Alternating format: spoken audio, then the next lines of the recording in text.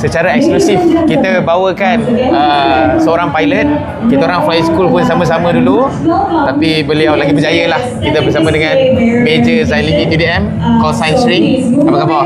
Baik, Alhamdulillah. So, macam yang dia cakap, kami dulu flying sekali, course 70 tu tahun 2011. Weather, so kau pun tak dapat nak fly pada hari ni. So, hari ni sepatutnya apa plan kau?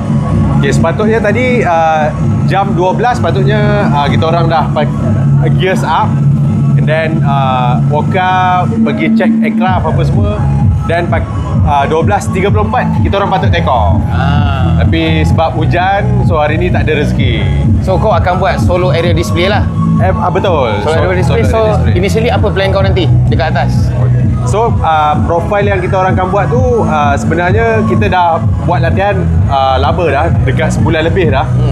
So kita patut pergi ke runway tuan, take off, buat vertical take off yang orang duk sebut pacak-pacak tu kan. Okay. Pacak-pacak tu, lepas tu reposition, buat inverted flight, and then buat 4-point roll yang kan 4-point roll, and then buat high G barrel roll.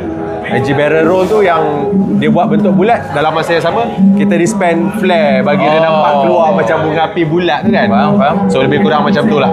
So masa kau training untuk hari ni punya profile, apa cabaran yang paling susah? Cabaran dia adalah kalau dulu dekat Alostar kita dah get comfortable dengan environment dia. So bila kita pindah ke Langkawi ni, dia lebih mencabar sebab dia bukit dia bila kita tengok keliling agak tinggi. So dia sedikit sebanyak mengganggu kita punya konsentrasi lah. Tapi by the time kita buat 2-3 kali training tu, kita boleh get back kepada apa yang kita nak waktu kita nak perform tu kan. Okay, mungkin soalan sensitif sikit aku nak tanya. So sepanjang yang kau dah training sebulan, and then mungkin ada buat rehearsal juga dekat sini, so ada tak maybe error-error yang berlaku? Obviously ada. So pilot ni memang kebanyakan masa dia belajar pada error lah.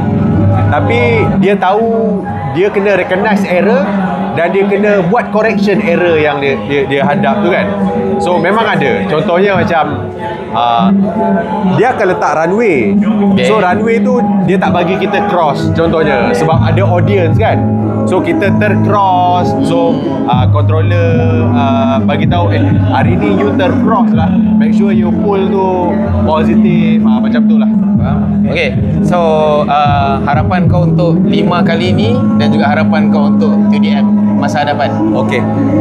Harapan saya adalah agar semua rakyat Malaysia mendoakan keselamatan kami, kesejahteraan kami sepanjang kita di 2025 ni, dan kalau boleh doa tu diperpanjangkan sepanjang TUDM ni beroperasi lah sampai bila-bila, dan saya mengharapkan TUDM akan terus maju jaya di masa depan. Dengan sekarang ni kita ada CAP 55 punya plan, so insyaAllah TUDM akan terus membangun dan maju jaya di masa depan. So next yang kata nak sampai Hornet baru tu nanti InsyaAllah. So TUDM tengah usahakan, sebab dia pun termasuk dalam dia dalam CAP 55, tapi dia gap filler. InsyaAllah kalau dapat, dia akan membantu TUDM untuk lebih maju jaya di masa depan, insyaAllah. Okay guys, so itu je secara eksklusif kita bawakan untuk 525. So kita doakan yang terbaik untuk Major String dan semua sekali lah. Amin. The whole TUDM ni kita doakan supaya lagi maju, supaya Allah kurniakan perlindungan dan keselamatan juga. Amin. Okay, mari, terima kasih. Banyak-banyak Terima kasih lagi. Okay.